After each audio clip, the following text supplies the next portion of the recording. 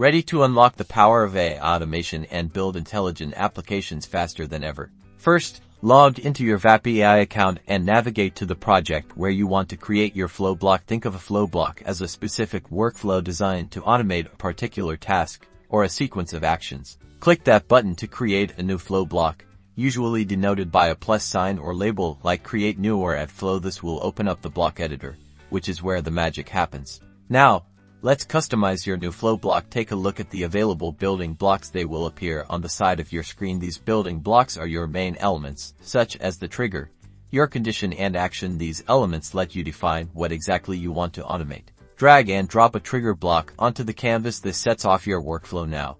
Add a condition block. Conditions control the flow execution based on defined criteria.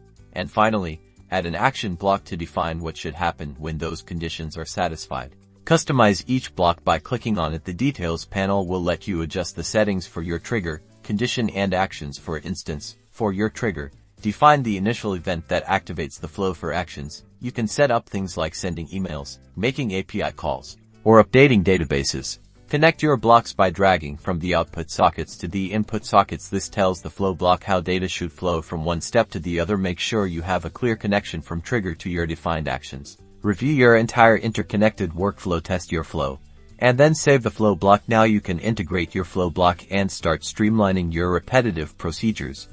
You can then use your flow blocks for other projects or even other applications. Congratulations!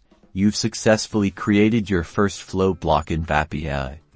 Start building smarter workflows today and transform the way you work. Don't forget to like, subscribe, and share this video with your friends.